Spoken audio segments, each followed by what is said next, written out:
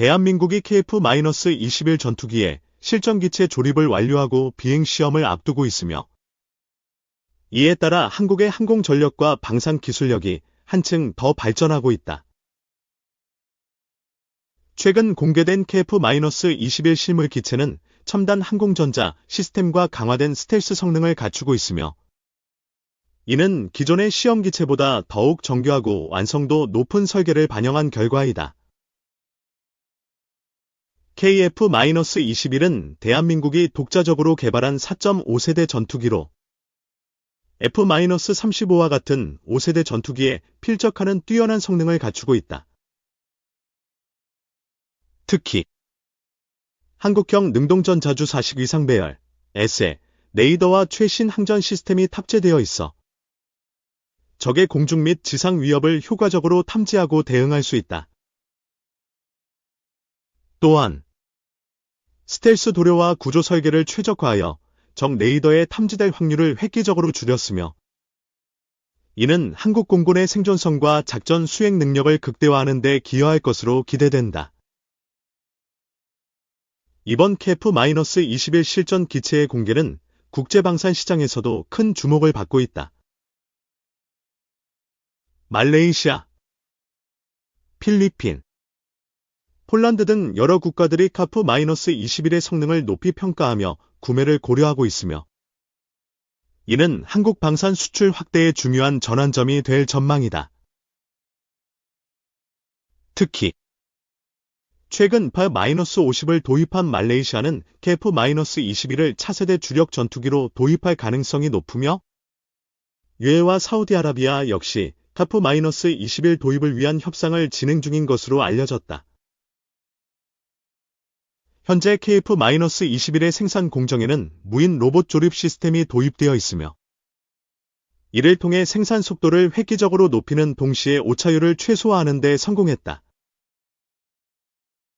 이러한 첨단 조립 기술은 미국의 록히드 마틴과 비교해도 뒤처지지 않는 수준으로 평가받고 있으며 한국이 독자적인 전투기 생산 능력을 갖춘 군사 강국으로 자리매김하는 데 중요한 역할을 하고 있다. KF-21의 비행시험이 성공적으로 완료될 경우 한국은 전투기 독립생산국으로서의 위상을 더욱 강화하게 될 것이다. 현재 대한민국 공군은 KF-21을 120대 이상 도입할 계획이며 향후 추가적인 개량을 통해 5세대급 성능을 갖춘 전투기로 발전시킬 가능성도 제기되고 있다. 또한 국산 엔진 개발이 가속화되고 있어 완전한 국산 전투기 시대가 머지않았다는 기대도 커지고 있다. KF-21의 실전 배치는 한국의 방산 기술력이 세계적 수준에 도달했음을 보여주는 중요한 사례이며 향후 글로벌 방산 시장에서 한국의 경쟁력이 더욱 강화될 것으로 예상된다. 이제 대한민국은 단순한 전투기 생산국을 넘어 세계적인 항공방산 강국으로 도약하고 있으며 KF-21은 그 핵심적인 상징이 될 것이다. KF-21 보람의 양산 1호기 지난달 28일 경남 사천의 한국항공우주산업 KI 사업장에서 중앙동체와 주 날개의 첫 결합이 이뤄졌다. 최첨단 국산 전투기 생산의 가장 큰 고비를 넘은 것이다. 앞으로 이 기틀에 수많은 항공전 자장비가 채워져 완성될 예정이다. K 사업장에서 진행되는 KF-21 보람의 양산 1호기 제작 과정을 매일경제가 국내 언론 처음으로 취재했다. KF-21 보람에는 단군 이래 최대 규모 무기 도입인 한국형 전투기 KF-X 사업의 결과물이다. 한국 공군의 노후 전투기 F-4 팬텀 F-5 제공호를 대체할 초음속 전투기로 록히드 마틴이 제작한 5세대 스텔스 전투기 F-35에 바짝 다가선 4.5세대다.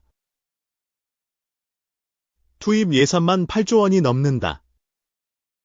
2026년 9월 예정대로 완성돼 공군에 인도되면 영공방위의 핵심 전력이 된다. 첨단 전투기 제조 역량은 K방산 도약의 발판이다. 1조 달러 규모에 달하는 전 세계 방위산업 시장을 향한 K방산의 첨단 전투기 수출 가능성이 엿보인다. KF-21 보람의 양산 1호기가 제 모습을 갖추게 된 것은 지난 10년간 수많은 시제기, 시험평가용 기체를 만들고 폐기하기를 거듭했던 시행착오와 인간 한계를 넘나드는 시험비행이 밑거름이 됐다. 지난 12일 사업장을 찾았을 때 K는 사천 사업장에 인접한 공군제 3훈련 비행단 장병들과 함께 KF-21 시제기로 시험비행이 한창이었다. 시험비행 천소티, 비행 횟수를 지난달 말 무사고로 이뤄냈다. 노지만 방위사업청 한국형 전투기 사업단장은 시험비행은 기체를 한계치까지 몰아봐야 하기 때문에 예상치 못한 상황을 배제할 수 없어 긴장을 늦출 수 없다면서 내년까지 계획한 시험비행 2000소티의 최종 결과물이 양산 1호기라고 말했다. KF-21 양산 1호기 동체는 작업대에 세워져 거치돼 있었다. 이상희 K항공기생산실장은 동체가 바닥에 있으면 누워서 불편한 자세로 일해야 하기 때문에 세워놓은 것이라며 리벳과 볼트용 구멍 뚫는 작업은 자동화됐지만 정확한 작업을 위해 드릴의 속도와 강도를 극도로 예민하게 설정해야 한다고 설명했다. 동체에 결합된 주익은 탄소 섬유를 80겹 압착해 만들었다. 생산 라인에는 시제기 2대가 함께 자리 잡고 있었다. 기체에는 주황색 선이 주렁주렁 매달려 있었다. 시험 비행을 할 때 기체에서 발생하는 압력과 진동을 측정하는 센서를 연결한 선이다. 이 실장은 시제기 6대를 만들었는데 외형이 조금씩 다르다며 시험 비행을 통해 최종 형상을 설계해 제작되는 것이 양산 1호기라고 말했다. 시제기마다 외형이 각각 다른 것은 시험 비행을 통해 측정할 데이터가 다르기 때문이다. 개선할 점이 파악되면 바로 양산용 기체 설계에 반영한다. 이 러시아 파병 폭풍군단과 정찰군이 위험한 까닭. 지난해 10월 18일 국가정보원은 북한이 10월 8일부터 13일까지 러시아 해군 수송함을 통해 러시아의 북한군 특수부대를 파병했다고 밝혔다. 이후 추가 파병을 통한 북한군의 규모는 1만 2천여 명 정도로 평가된다. 파병 북한군은 극동지역 블라디보스토크 수리스크 하바롭스크 등의 분산대 적응 훈련을 마쳤고 러시아 쿠르스크주, 최전선 전장 등에 투입되었다. 올 1월 말까지 4천여 명의 북한군이 전사 또는 부상당한 것으로 우크라이나 군 당국은 파악하고 있다. 북한은 올해 들어서도 추가로 3,000명을 파병한 것으로 알려졌다. 이들은 러시아 군복과 러시아제 무기를 지급받았으며 북한인과 유사한 용모의 시베리아 지역 주민 신분증도 발급받아 신분을 러시아군으로 위장한 것으로 드러났다. 하지만 전사자 소지품, 포로 신문 등을 통해 결국 북한군으로 확인되었다.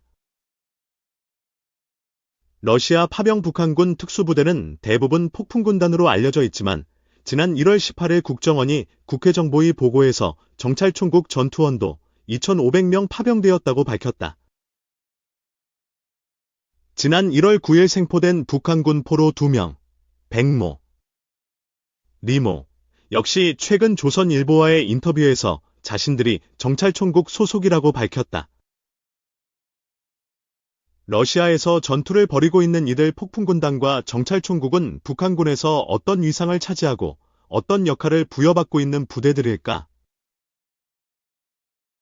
북한 매체에서 특수작전군이 처음 등장한 것은 2017년 4월 15일 김일성 생일 105주년 기념 열병식에서였다. 당시 북한은 4대 군종인 육군, 해군, 항공 및 반항공군, 공군, 전략군의 추가 해제 5군인 특수작전군을 창설했다. 이후 각종 열병식에서 특수작전군 종대가 등장한 바 있다. 지난해 2월 8일 북한군 창건 75주년 열병식에선 폭풍군단의 군기가 이 부대의 훈련 장면, 영상과 함께 공개되기도 했다. 지난해 10월 1일 김정은은 서부지구 특수작전부대 훈련기지를 시찰한 바 있는데 이때 러시아 파병 직전에 부대를 점검한 것으로 보인다. 당시에도 김정은 옆에 폭풍군단의 군기가 도열한 모습이 포착되기도 했다.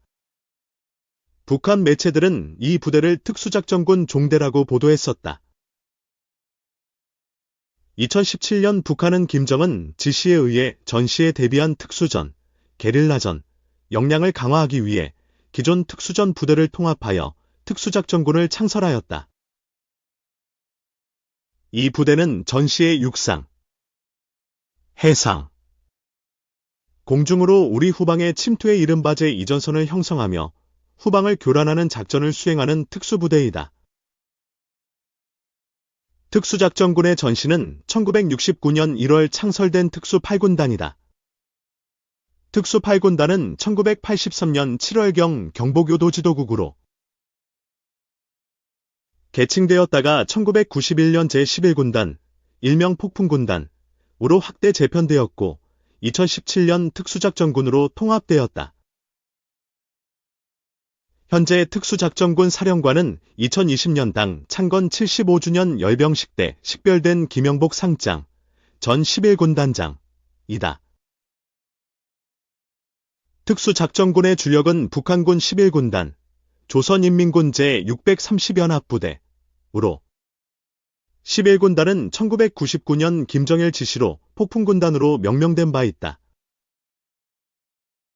11군단은 예하 10개 여단, 경보병 여단 7, 항공 육전 여단 3으로 편성되어 있는데 총병력은 5만여 명으로 평가된다. 이 중 경보병 여단은 육상을 통한 후방 침투와 교란 작전을 수행하는데 범계여단으로도 불린다. 또 핵심 시설 파괴, 요인 암살 등을 수행하는 저격여단은 벼락여단으로 항공기로 침투하여 작전을 수행하는 항공육전여단은 우레여단으로 불린다. 폭풍군단 외에 해군 사령부 저격여단, 전방군단의 경보병 사단여단 및 정찰대대, 전방사단의 경보병 연대와 대대, 기계화군단 경보병 연대, 공군 저격여단 등 북한 특작전군의 병력은 20만여 명에 달해 세계 각국의 특수군 중 최대 규모로 평가된다. 러시아에 파병된 특수작전군이 9,500명 규모라고 평가되는데 이는 폭풍군단 10개 여단 중 2개 여단 규모이다. 2022 국방백서, 2024 국방백서는 발간 연기에 의하면 북한군은 특수전 부대의 위상을 강화하기 위해 특수작전군을 별도의 군종으로 분류하였다. 특수전 부대는 11군단과 특수작전 대대, 전방군단의 경보병 사여단 및 저격여단, 해군과 공군 소속 저격여단, 전방사단의 경보병연대 등 각 군 및 제대별로 다양하게 편성되어 있다. 특수전 부대는 전시 땅굴을 이용하거나 잠수함, 공기부양정, 고속상륙정, 언-2기, 헬기 등 다양한 침투 수단을 이용하여 전후방 지역에 침투하여 주요 부대 시설 타격, 요인 암살, 후방 교란 등 배합 작전을 수행한다. 또 공중 및 해상지상 침투 훈련과 우리나라의 주요 전략시설 모형을 구축하여 타격 훈련도 실시하고 있다. 무장 장비를 현대화하는 등 지속적으로 전력을 보강하고 있다고 알려져 있다. 러시아에 파병된 북한군에는 특수작전군 외에도 정찰총국 소속의 정찰군이 포함되어 있다. 국정원은 정찰군을 정찰총국 전투원으로 표기하고 있다. 필자는 북한판 하마스는 정찰군이다. 주간조선 2784호 2023년 11월 19일, 난 기고를 통해 북한이 기습작전을 감행한다면 가장 주목해야 할 전력이 정찰총국 소속의 이른바 정찰 1군, 즉 정찰군이라고 지적한 바 있다. 정찰군의 존재가 공식적으로 알려진 것은 2015년 6월 개최된 제1차 정찰 1군 대회를 통해서다. 당시 북한 언론 매체들은 김정은이 제1차 정찰 1군 대회에 참석한 사실을 최초로 보도했다. 여기에 정찰 1군이란 대남 공작원, 간첩, 정찰정 모요원과 대남 침투 전문 전투원 등을 통칭한 것이다. 즉 간첩을 포함한 정예화된 특수공작 요원들이라고 할 수 있다. 북한의 정찰군은 정찰총국 소속 정찰대대로 편제된다. 정찰총국의 공식 명칭은 조선인민군 정찰총국, 조선인민군 586군 부대으로 국무위원회, 전 국방위의 직속기관이다. 대외적으로 북한군 총참모부 정찰총국이라 알려져 있고 정찰총국장이 총참모부 부총참모장을 겸임하고 있으나 정찰총국의 대남 사업에 대해 총참모장은 전혀 개입하지 못하고 김정은의 직접 지휘를 받는 독립부서이다. 일부 북한 전문가들과 언론들은 정찰총국을 국방성, 구인민무력부 소속으로 파악하고 있지만 이는 잘못된 분석이다.